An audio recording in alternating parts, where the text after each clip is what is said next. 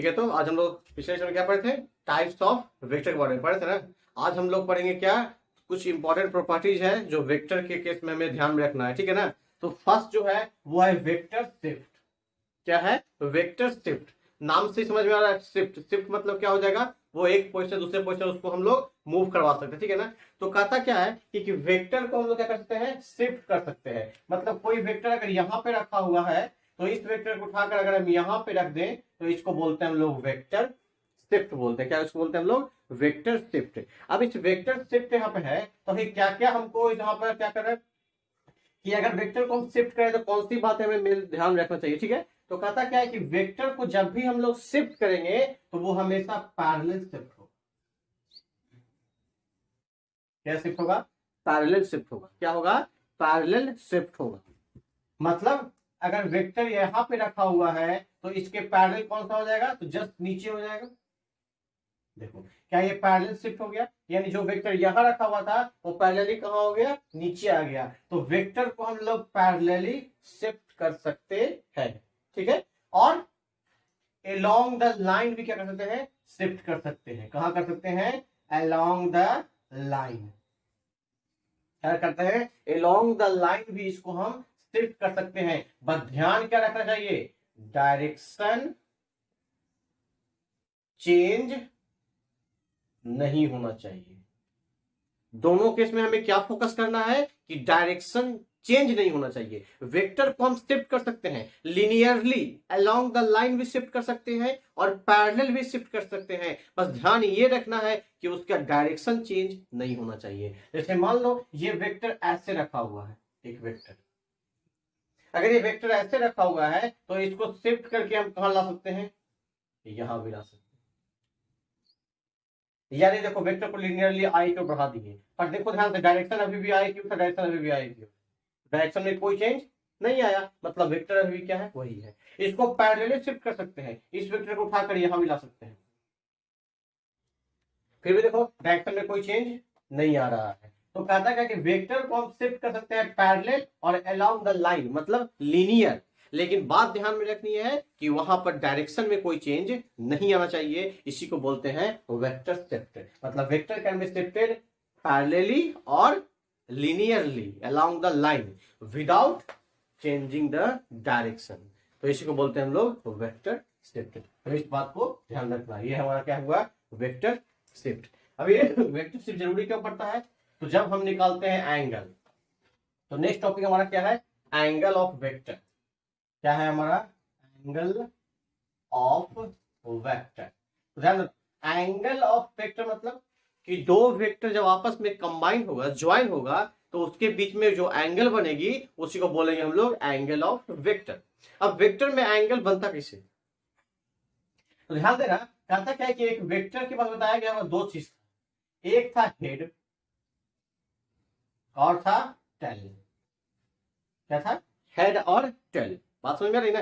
तो ये हमारा क्या है, वेक्टर है, ठीक है ना। जिसके एक आगे वाले पोर्शन जिसको हम लोग हेड बोल रहे हैं, एरो पोर्शन को, और ये पॉइंट क्या बोल रहे हैं हम लोग, टेल बोल रहे हैं। तो कहता क्या है कि दो वेक्टर के बीच का एंगल कैसे निकालते हैं हम लोग। तो कहता क्या है कि अगर दो वेक्टर रखा हुआ हो और दोनों वेक्टर का टेल आपस में ज्वाइन हो, क्या हो, आपस में दोनों टेल ज्वाइन हो, तो इन दोनों के बीच जो एंगल बनेगा इसी को हम लोग बोलेंगे एंगल ऑफ वेक्टर। क्या बोलेंगे हम लोग, एंगल ऑफ वेक्टर। मतलब वेक्टर का जो एंगल होता है वो अगर निकालना, मतलब दो वेक्टर ए है और वेक्टर बी है, इसके बीच का एंगल कितना है, तो हम सबसे पहले ये चेक करेंगे कि दोनों का टेल ज्वाइन है या नहीं।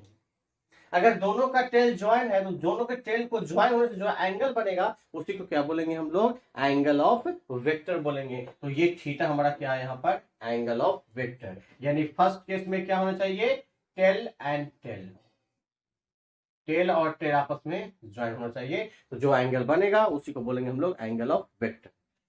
सेकेंड कहता क्या है कि ये हो सकता है कि आप इसको हेड से हेड भी ज्वाइन करें। क्या, हेड टू हेड अगर ज्वाइन होगा तो उस केस में भी जो थीटा बनेगा उसको क्या बोलेंगे हम लोग, एंगल ऑफ वेक्टर। क्या बोलेंगे हम लोग, एंगल ऑफ वेक्टर, यानी हेड टू हेड। मतलब दोनों केस में जो एंगल बनेगा वही कहलाएगा एंगल ऑफ वेक्टर। यानी या तो टेल टू टेल ज्वाइन होना चाहिए या फिर हेड से हेड ज्वाइन होना चाहिए। इन दोनों केस में जो एंगल होगा उसी को बोलेंगे हम लोग एंगल ऑफ वेक्टर। ठीक है, अब हमें जो क्वेश्चन होता है तो ध्यान दीजिए, तो अगर क्वेश्चन पूछा जाए कि ये वेक्टर ए है, ये वेक्टर बी है और एंगल 60 डिग्री है, बताइए एंगल ऑफ वेक्टर क्या होगा। क्या पूछा गया हमारे पास? पूछा गया एंगल ए है, एंगल सॉरी वेक्टर ए है न वेक्टर बी है, तो उसके बीच का एंगल कितना है? 60 डिग्री है। तो बताइए एंगल ऑफ वेक्टर कितना होगा। तो अगर हम इस क्वेश्चन पे गौर करें तो यहाँ दिख रहा है 60 डिग्री, तो क्या ले देंगे यहाँ पर 60 डिग्री, जो क्या हो जाएगा? क्यों गलत होगा? क्योंकि अगर हम वेक्टर के एंगल की बात करें तो एंगल या तो टेल से टेल निकाला जाता है या फिर हेड टू हेड निकाला जाता है। लेकिन यहां पे गौर करें तो इस वेक्टर ए का टेल है और वेक्टर बी का क्या है? हेड है। तो ये तो हेड और टेल हो गया ना, तो ये एंगल नहीं होगा यहाँ पर। तो कैसे निकालेंगे? तो एंगल निकालने के लिए हमें कोशिश करना है कि टेल टू टेल ज्वाइन कर ले या फिर हेड टू हेड ज्वाइन कर ले, पर मोस्टली फोकस करना है टेल टू टेल ज्वाइन करने का। ठीक है ना, हेड टू हेड भी कर सकते हैं, कोई दिक्कत नहीं है, लेकिन ध्यान देना कि कोशिश करना कि टेल टू टेल ज्वाइन करने की कोशिश करें हम लोग। ठीक है ना, तो ध्यान देना। अब बी वेक्टर का हेड यहाँ पे है और यहाँ पे टेल है ए का, तो हमें तो बी वेक्टर का भी टेल चाहिए ना यहाँ पर। तो हम करें क्या? तो हमने पढ़ा क्या कि वेक्टर को हम लोग क्या कर सकते हैं? शिफ्ट कर सकते हैं। क्या करते हैं? शिफ्ट कर सकते हैं। तो हम लोग करते क्या है? इस वेक्टर को शिफ्ट करना है हमें। तो अगर हमें क्या करना है, ए वेक्टर के टेल के पास इसका टेल लाना है, तो इस वेक्टर को शिफ्ट करके आगे लाना पड़ेगा हमें, यानी लीनियरली शिफ्ट करना पड़ेगा वेक्टर को। तो अब ध्यान देना, ये वेक्टर ए है, ये जो वेक्टर था पहले से वो अब शिफ्ट होकर कहां आ गया? यहां आ गया वेक्टर बी। अब देखो तो क्या ये टेल आ गया? तो पहले से एंगल कितना था यहाँ पर? 60 डिग्री था ना। आप बताओ क्या ये होगा एंगल ऑफ वेक्टर थीटा? क्योंकि अब ए और बी दोनों का टेल ज्वाइन हो चुका है, तो बताना है कि थीटा कितना होगा। तो क्वेश्चन में दिया हुआ था ये 60 डिग्री है, तो बताना टोटल एक लाइन पर टोटल एंगल कितना होता है? 180 डिग्री होता है। तो 180 में अगर ये 60 है तो बचा कितना? 120 डिग्री। यानी यहां पर थीटा 60 नहीं होगा बल्कि क्या हो जाएगा? 120 डिग्री हो जाएगा। बात समझ में आ रही है ना? तो जब भी एंगल ऑफ वेक्टर निकालना है तो गौर करना है कि टेल टू टेल ज्वाइन है या नहीं है, हेड टू हेड ज्वाइन है या नहीं है। बात समझ में आ रही है? कोई दिक्कत? मान लो ऐसा ही क्वेश्चन दिया हुआ है, ए बी 130 डिग्री, बताना है एंगल ऑफ वेक्टर क्या होगा।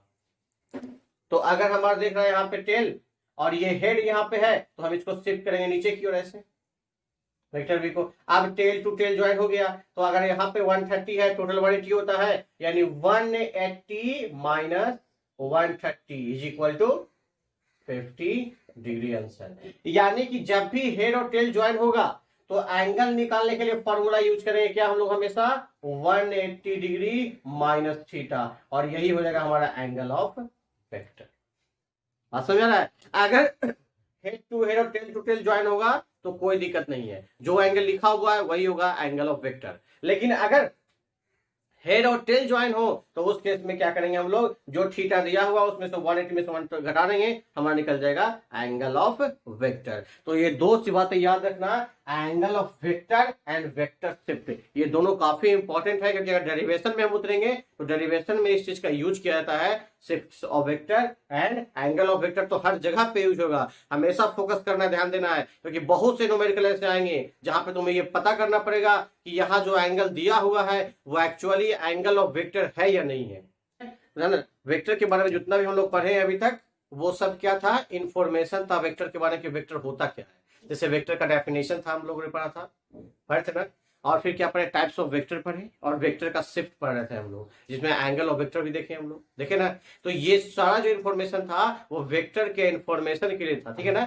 अब जो स्टार्ट होता है वो हमारा स्टार्ट होता है वेक्टर का कैलकुलेशन। मतलब अभी से जो भी चीजें हम पढ़ेंगे वो सारा का सारा चीज जो है वो हमें यूज कहाँ होगा, न्यूमेरिकल के केस में हमारा यूज होगा। यानी यहां से कैलकुलेशन सीखेंगे, वो जो फर्स्ट कैलकुलेशन होगा वो हमारा होगा एडिशन ऑफ वेक्टर। क्या होगा हमारा, एडिशन ऑफ वेक्टर। तो हम लोग फर्स्ट टॉपिक स्टार्ट करते हैं आज, addition of vector.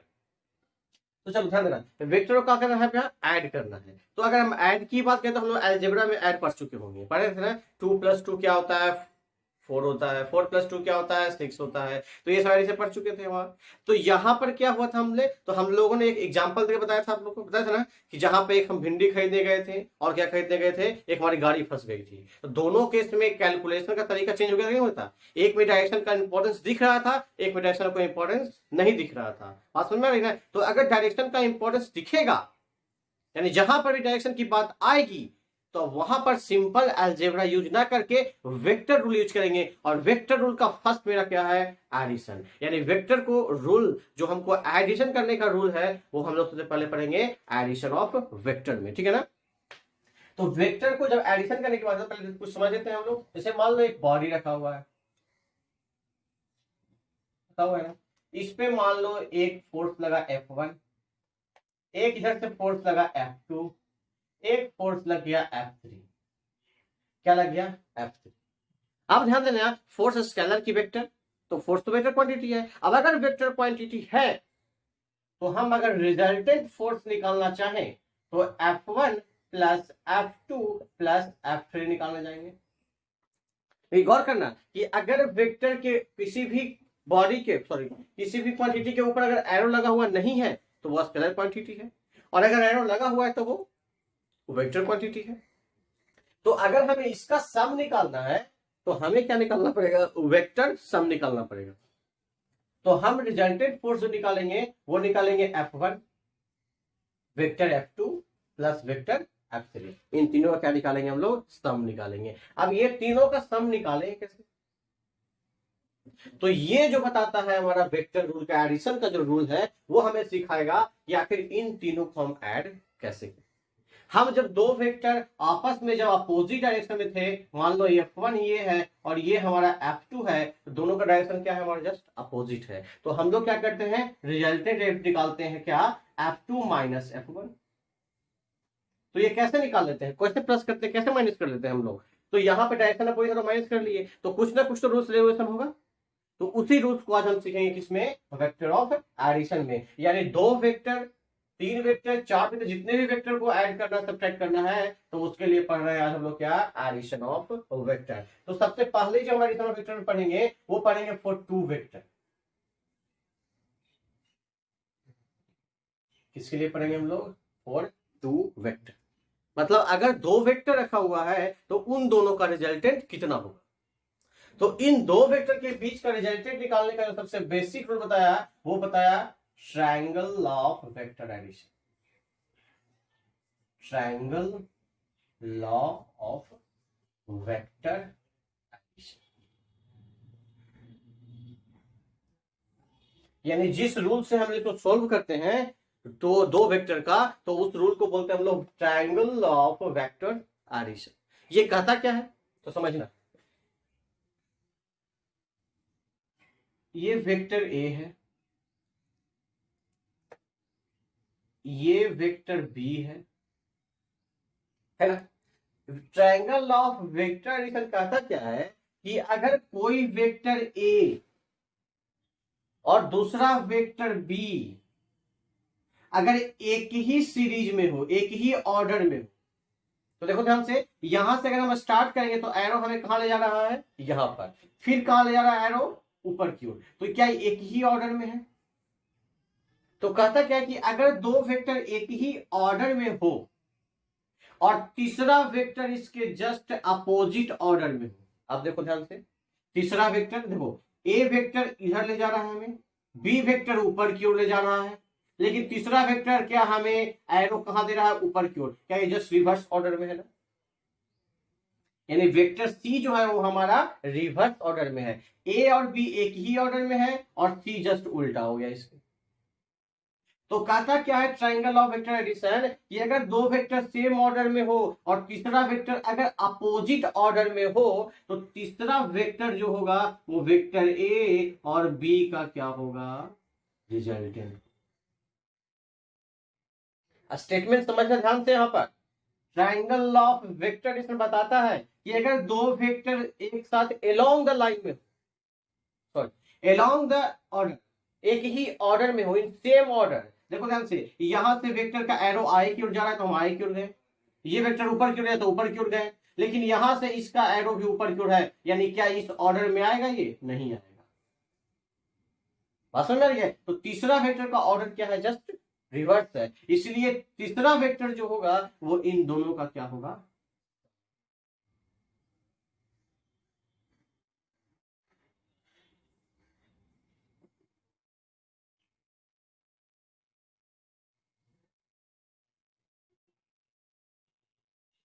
A B C. इसमें देखो ध्यान से, तो ये इसमें गौर करना, वेक्टर ए है, वेक्टर बी है, वेक्टर सी है, तो कौन से दो वेक्टर का रिजल्टेंट तीसरा वेक्टर हो सकता है यहाँ, तो हम वेक्टर को गौर करो।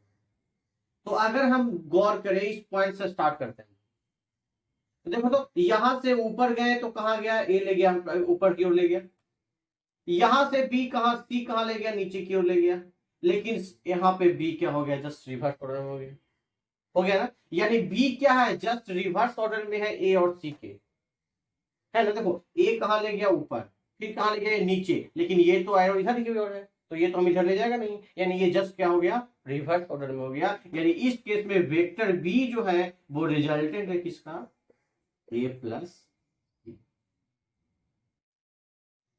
तो ये स्टेटमेंट है किसका, ट्रायंगल ऑफ वेक्टर एडिशन, यानी दो वेक्टर अगर किसमें हो, अलोंग सेम ऑर्डर में, तो थर्ड वेक्टर जो होगा जो कि अपोजिट ऑर्डर में होगा वही क्या होगा, उन दो वेक्टर का रिजल्टेंट। बात समझ में आ रही है। चलो तो क्या हुआ हमारा ट्रायंगल ऑफ वेक्टर एडिशन का स्टेटमेंट क्या हुआ हमारे पास, तो वो two vectors are in same order, दो वेक्टर किसमें है, सेम ऑर्डर में है, and third vector is just in opposite order, then the third vector is the resultant vector.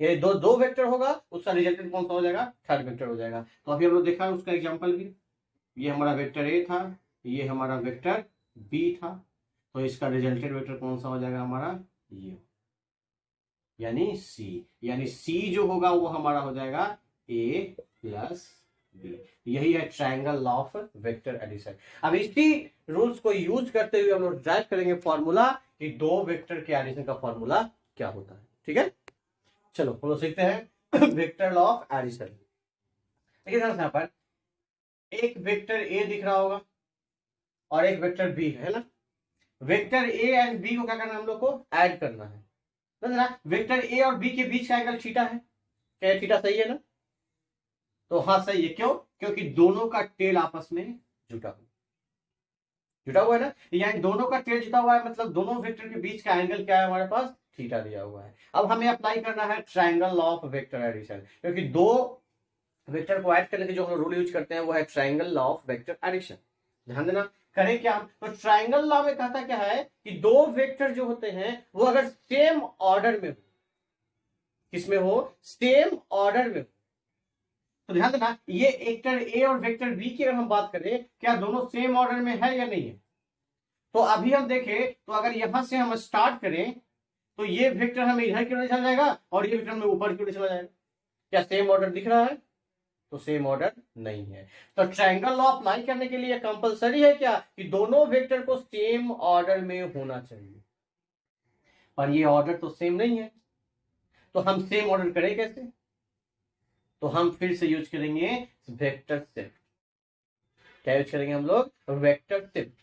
क्या करते हैं, तो हम लोग करते ये है कि जो वेक्टर पहले ऐसे रखा हुआ है इसको यहां से शिफ्ट करते हुए पहुंचाते हैं यहां, देखो क्या किए हम, वेक्टर को यहां से शिफ्ट करते हुए हम पहुंचा दिए इसको, क्या वेक्टर बी यहां पहुंच गया, क्या किसी को आपत्ति इसमें, कोई टेंशन नहीं ना, क्योंकि हमने कुछ नहीं किया, हमने सिर्फ वेक्टर शिफ्ट जो पढ़े थे हम, कि वेक्टर को पैरेलली शिफ्ट कर सकते हैं, अलोंग द लाइन शिफ्ट कर सकते हैं, सिर्फ डायरेक्शन चेंज नहीं होना चाहिए। तो डायरेक्शन को हमने अभी भी चेंज नहीं किया, सिर्फ क्या किया, शिफ्ट कर दिए पैरेलल। अब पैरेलल शिफ्ट करने से फायदा क्या हुआ, तो अब सोचो यहां से अगर हम ए की ओर उठेंगे, क्या बी की ओर पहुंच जाएंगे। अब बताओ क्या ए वेक्टर और बी वेक्टर के दोनों सेम ऑर्डर में आ गया है, आ गया ना।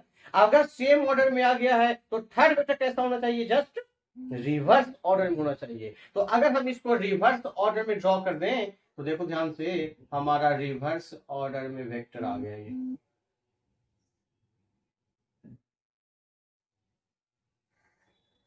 क्या ये रिवर्स ऑर्डर में आ गया, तो रिवर्स ऑर्डर है तो इसका रिजल्टेंट आर है।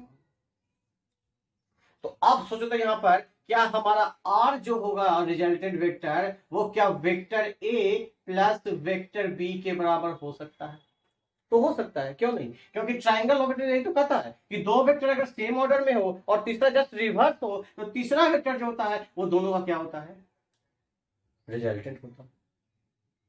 इतना समझ में आ गया। अब रही बात कैलकुलेशन, ये तो इतना हम लोग पहले भी सीख चुके थे, अब इसको हम आगे कैसे बढ़ाएं कि हमारा फॉर्मूला बनकर तैयार हो जाए। ठीक है, तो चलो गौर स्टार्ट करते हैं हम लोग। तो वेक्टर ए या वेक्टर बी है ना, तो कुछ नहीं करना हमें, हमें क्या करना है पहले, तो ऐसा करो कि ये गौर करना, अगर ये दिख रहा हो तुम लोग को ये लाइन यहाँ पर, तो इस जो ट्रायंगल बना हुआ है, इस ट्रायंगल को सोल्व करने के लिए हमारे पास कोई स्पेशल फॉर्मूला नहीं है, नहीं है। लेकिन ट्रायंगल में एक ट्रायंगल होता है राइट एंगल ट्रायंगल, क्या होता है, राइट एंगल ट्रायंगल। तो राइट एंगल ट्रायंगल में हम जानते हैं क्या, कि हाइपोटेनस का स्क्वायर जो होता है वो बेस प्लस परपेंडिकुलर के स्क्वायर के बराबर होता है। पर ये ट्रायंगल तो कहीं से भी हमें नहीं दिख रहा है, कौन सा, राइट एंगल ट्रायंगल। तो हम पहले ये कोशिश करेंगे कि इस ट्रायंगल एडिशन में जो हम लोग जिस रूल से फॉलो कर रहे हैं, जिस रूल को फॉलो करके हम जज करना चाह रहे हैं, उस ट्रायंगल को हम राइट एंगल ट्रायंगल बनाने की कोशिश करें। तो राइट एंगल ट्रायंगल बनाने की कोशिश करें हम, तो यहां से ध्यान देना, एक लाइन को हम एक्सटेंड करते हैं अपने मन, एक्सटेंड कर दिए, फिर से इस लाइन को भी एक्सटेंड कर दिए।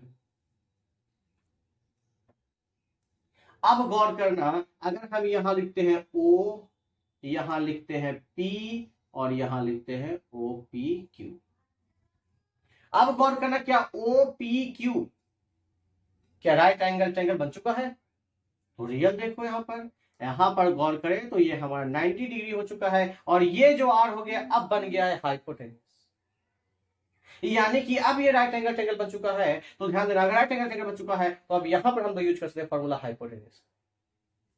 अब गौर करना है, मान ले हैं इस पॉइंट को ओ बी, इसको मान लेते हैं हम लोग एम, क्या मान लेंगे हम इस पॉइंट को, एम मान लेंगे, ठीक है। अब अगर हम राइट एंगल ट्रायंगल पे जाएं तो ये आर जो हो जाएगा वो आर स्क्वायर हो जाएगा, क्योंकि हाइपोटेनस का स्क्वायर होता है वो होता है क्या, तो बेस अपॉन हाइपोटेनियस, ना ना। अब हमारा क्या हो गया, ये आर जो हो गया वो हाइपोटेनियस हो गया, तो हाइपोटेनियस मतलब ये आर का स्क्वायर हो गया। अब हाइपोटेनस का स्क्वायर हुआ तो बचा कौन सा, परपेंडिकुलर बेस तो बचा, तो क्या ओपी का स्क्वायर प्लस पीक्यू का स्क्वायर होगा। यानी कि अगर हमें इसको सोल्व करना है तो हमारे पास ओपी का वैल्यू होना चाहिए और पीक्यू का वैल्यू होना चाहिए, जो कि ओपी का वैल्यू नहीं पता और पीक्यू का वैल्यू भी हमें नहीं पता, नहीं पता। तो हम कोशिश करेंगे कि इस ओपी और पीक्यू के वैल्यू को फाइंड करें, ठीक है। तो चलो स्टार्ट करते हैं। हमारा वेक्टर कौन सा है, ये बी वेक्टर है ना। अगर ये ध्यान देना, अगर यहाँ पे एंगल थीटा है तो गौर करना ये दोनों लाइन क्या है, क्या दोनों लाइन पैरेलल है ना। वेक्टर बी यहां भी है, वेक्टर बी यहां भी है, दोनों पैरेलल शिफ्ट हुआ है। अगर पैरेलल शिफ्ट हुआ है और ये ट्रांसवर्सल है तो ये थीटा हो जाएगा, तो क्या ये एंगल फिर से थीटा नहीं बन जाएगा, है किसी को डाउट है इसमें। तो अगर ये थीटा बन चुका है, और ध्यान देना अगर ये बी है, इस लाइन की मैग्नीट्यूड कितनी है, बी है, और ये एंगल क्या है, थीटा है, तो हमें क्या फाइंड करना है, पहले ओपी। तो अगर हम ओपी की बात करें, चलो यहां लिखते हैं ओपी फाइंड करना है हमें, तो बताओ, तो ओपी फाइंड करने के लिए हमें क्या चाहिए, तो ओ एम प्लस एमपी चाहिए। बात जरा समझना, हर चीज के पीछे कारण बता रहे हैं, क्यों हम चीजों को यहां तक पहुंचा रहे हैं। सबसे फर्स्ट केस हम ये बनाए राइट एंगल ट्रायंगल, क्योंकि हमें सोल्व करना था। फिर हमने क्या किया, इसको एक्सटेंड किया, इसलिए क्योंकि हमें राइट एंगल ट्रायंगल बनाना था। राइट एंगल ट्रायंगल फॉर्मूला हमारे पास ये है। अब इस फॉर्मूले में चाहिए ओपी, लेकिन ओपी का वैल्यू तो पता नहीं हमें, पर ओपी को गौर करें तो ओ एम प्लस एमपी है, यानी ओ एम का वैल्यू तो हमें ए पता है, लेकिन एमपी का वैल्यू नहीं पता, नहीं पता। तो एमपी का वैल्यू कैसे पता करें, तो गौर करना, अगर हम ट्रायंगल बात करें, इन ट्रायंगल एमपीक्यू, एमपीक्यू क्या ये 90 डिग्री है, तो ये हाइपोटेनियस हो जाएगा। बताओ, हाइपोटेनियस हो जाएगा, ये थीटा है, तो ये क्या हो जाएगा, क्या बेस हो जाएगा। बताओ, हाइपोटेनियस और बेस में रिलेशन कौन देता है, कौन सा थीटा हाइपोटेनियस और बेस रिलेशन देता है। तो अगर याद हो हाइपोटेनियस और बेस, तो वो है कॉस थीटा। कॉस थीटा क्या होता है, बी अपॉन एच है ना। तो बता दो, इस कॉस थीटा में बेस क्या है, क्या एमपी बेस है, और हाइपोटेनियस क्या बी के बराबर है। तो बताओ, क्या यहां से MP is equal to B cos theta नहीं आ गया। तो कुछ नहीं किए, हम यहां लिख दिए एमपी की जगह पर बी कॉस थीटा। क्या ओपी निकल गया हमारे पास। अब क्या फाइंड करना है, पी क्यू। बोले तो पी क्यू हमारे पास ये है। अब अगर पी क्यू चाहिए तो ये वैल्यू चाहिए हमें, तो ये वैल्यू चाहिए, और ये बी दिया हुआ है और थीटा दिया हुआ है। तो गौर करना, अगर थीटा दिया हुआ है, बी दिया हुआ है, तो ये थीटा के लिए ये सामने वाला साइड का परपेंडिकुलर हो जाएगा। बताओ, परपेंडिकुलर और हाइपोटेनस में रिलेशन कौन देता है, तो साइन थीटा। बहुत अच्छा, तो यहां पे हम साइन थीटा लिखेंगे हम लोग। तो साइन थीटा इक्वल टू क्या, पी क्यू अपॉन बी लिख सकते हैं। तो यहां से पी क्यू का वैल्यू क्या आ गया हमारे पास, बी साइन थीटा। यानी हमने ओपी भी निकाल लिया और पी क्यू भी निकाल लिया, बी साइन थीटा। अब बताओ, क्या हमें यही दोनों वैल्यू चाहिए था ना, ओपी और पी क्यू दोनों निकल चुका है। तो चलो हो गया, फॉर्मूला बन गया। अब R square is equal to होता क्या है, तो ओपी का स्क्वायर, और ओपी बोले तो हो जाएगा हमारा ए प्लस बी कॉस थीटा का होल स्क्वायर। अगर पी क्यू की बात करें तो हमारा हो जाएगा बी साइन थीटा का स्क्वायर। अब ध्यान देना, ए प्लस बी का होल स्क्वायर के फॉर्म में है, तो फॉर्मूला सब जानते हैं, दुनिया जानती है, क्या होती है, A square plus B square cos square theta plus 2 B cos theta. इसमें कोई डाउट, क्योंकि ए प्लस बी का होल स्क्वायर, तो A square plus B square plus 2ab cos theta, A square का A square, B cos theta का B square cos square theta plus 2ab cos theta. अब plus B sine square theta, B sine, तो plus, बताओ B sine theta का square है, तो ये हो जाएगा B square sine square theta. कोई दिक्कत। अब ध्यान देना, यहां भी बी स्क्वायर कॉस थीटा दिख रहा है, यहां भी दिख रहा है, क्या दोनों को एक साथ लिख ले हम, तो हो जाएगा A square plus B square cos square theta plus B square sine square theta plus 2ab cos theta. अब अगर इतना आ चुका है तो देखो, cos theta cos sine theta, B common है ना, तो हम ए स्क्वायर में बी स्क्वायर को अगर कॉमन ले ले तो ये बनता है sine square theta plus cos square theta plus 2ab cos theta. और अगर हम यहां से सोल्व करें ए स्क्वायर, तो इसका वैल्यू क्या होता है, 1 होता है। तो A square plus B square plus 2ab cos theta, resultant का स्क्वायर इतना आ गया। तो अगर हम यहां से फॉर्मूला का लास्ट फाइनली देखा जाए, तो हमारे पास रिजल्टेंट फॉर्मूला आ गया, A square plus B square plus 2ab cos theta का अंडर रूट, और यही है वेक्टर एडिशन। आप समझ में आ रही है, तो कुछ भी नहीं है डेरिवेशन में, कुछ नहीं, बस डेरिवेशन करते हुए ध्यान देना, डेरिवेशन सब लोग याद करना रखते हैं। डेरिवेशन का फंडा सिर्फ एक ही है कि हमें क्या फाइंड करना है, उस बात पे सबसे पहले फोकस करना है। तो फोकस करने के लिए फाइंड हमें करना, रिजल्टेंट निकालना है। लेकिन रिजल्टेंट निकालना है किस फंडे से, तो वो निकालना है triangle law of vector addition से। तो ट्रायंगल लॉ को पहले अप्लाई करने की कोशिश करो। अब ट्रायंगल लॉ से ट्रायंगल तो बन चुका है, पर ट्रायंगल ऐसा होना चाहिए जो हम सोल्व कर सके ना। तो हमारे पास राइट एंगल ट्रायंगल ऑप्शन बचता है, तो हमने राइट एंगल ट्रायंगल बना दिया। अब राइट एंगल ट्रायंगल के लिए फॉर्मूला क्या होता है, तो हम लिख लेंगे उसको। अब इस फॉर्मूले में हमें जो चाहिए हम बस उसको फाइंड करने की कोशिश करें। तो उसको फाइंड करने के लिए हमने इस पे आया। अब जब यहां है तो हमें क्या मिला, एमपी का वैल्यू गायब और पीक्यू का वैल्यू गायब। तो एमपी और पीक्यू की बात है, एक ट्रायंगल में आ रहा है जब राइट एंगल ट्रायंगल खुद से है। जब खुद से राइट एंगल ट्रायंगल है तो हमारे पास पता है कि हमारे पास यहाँ पे साइन और कॉस का वैल्यू आराम से यूज कर सकते हैं। तो हमने साइन कॉस का यूज करते हुए क्या निकाल लेंगे, एमपी का वैल्यू और पीक्यू का निकाल लेंगे, और कुछ नहीं, सिर्फ वैल्यू। इसके बाद तो सिर्फ मैथमेटिक्स बचता है। तो हमारे पास रिजल्टेंट फॉर्मूला बनकर तैयार हो गया, R is equal to A plus B. इसका मतलब क्या होगा, अब इसका मतलब ये होगा कि अगर हम इस फॉर्मूले का यूज करना करेंगे तो दो वेक्टर का रिजल्ट हम आसानी से निकाल सकते हैं। तो इस डेरिवेशन को अब रिएज करते हैं, ठीक है। इसका स्क्रीनशॉट बाद में ले लेना। हमारे पास रिजल्टेंट फॉर्मूला आ चुका है, under root A square plus B square plus cos theta. अब देखो इस फॉर्मूला कैसे यूज करेंगे हम। एक बॉडी ये है, इस पे लगा फोर्स 5 न्यूटन।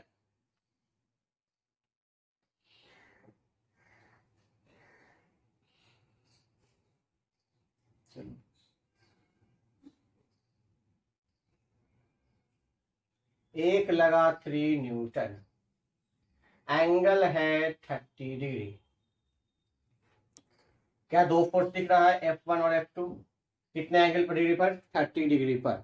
रिजल्टेंट फोर्स कितना होगा, तो कुछ नहीं करना है, दो वेक्टर 30 डिग्री पर रखा हुआ है। तो फॉर्मूला क्या है हमारे पास, R is equal to under root A square plus B square plus 2ab cos theta. तो आर इज इक्वल टू 5 का स्क्वायर प्लस 3 का स्क्वायर प्लस 2ab cos 30। तो हो जाएगा हमारे पास 25 9, कितना हो जाएगा यहाँ पर, तो 5 3 10 10 3 जा 30 है। cos 30 का वैल्यू 1/2 या √3/2, तो √3/2। यहां से हो गया 15। तो क्या हो जाएगा हमारा,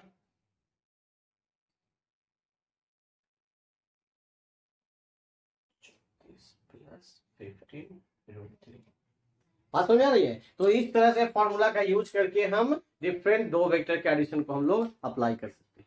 यहां तक समझ में आ रहा है, कोई दिक्कत नहीं ना। तो ये हुआ हमारा रिजल्टेंट वेक्टर निकालने का तरीका, ठीक है ना। अब इस पर स्पेशल केस भी है, ठीक है ना। वेक्टर को ऐड करने के लिए कहां पे हम लोग ऐड करते हैं, कैसे प्लस करते हैं, कहां माइनस करते हैं, तो वो स्पेशल केस जो पढ़ेंगे हम लोग नेक्स्ट लेक्चर में पढ़ेंगे। हम लोग का यहाँ मेन फोकस था क्या, रिजल्टेंट फॉर्मूला निकालने का, under root A square plus B square plus 2ab cos theta, ठीक है। तो हम इस फॉर्मूले का यूज करें, किसी भी दो वेक्टर के बीच में अगर दिया हुआ है, चाहे वो 60 दिया हुआ है, 120 दिया हुआ है, 180 दिया, कुछ भी दिया हुआ है, इस फॉर्मूले में पुट करके हम दो वेक्टर का रिजल्टेंट आसानी से निकाल सकते हैं। अब नेक्स्ट लेक्चर में देखेंगे स्पेशल केस, मतलब वहां पर देखेंगे क्या कि फॉर्मूला हर जगह इतना अप्लाई करना संभव नहीं है।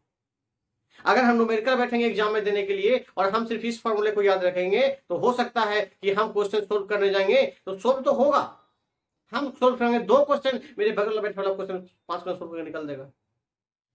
तो एग्जाम जब कंपटीशन में बैठते हैं हम लोग, तो कंपटीशन में सिर्फ ये मतलब नहीं है कि हम जानते हैं कि नहीं जानते, जानने से भी ज्यादा जरूरी है कितनी आसानी से हम उसको जानते हैं, यानी कितनी आसानी से उसको हम सोल्व कर सकते हैं। तो ये तो हमारा फॉर्मूला, जनरल फॉर्मूला हो गया रिजल्टेंट निकालने का। अब इस पर स्पेशल केस जो काफी इंपॉर्टेंट है, जो हमारे क्वेश्चन को जो 10 मिनट क्वेश्चन है वो 5 मिनट होकर दिखा देगा, तो हम उसके बारे में पढ़ेंगे नेक्स्ट लेक्चर, ठीक है, ओके।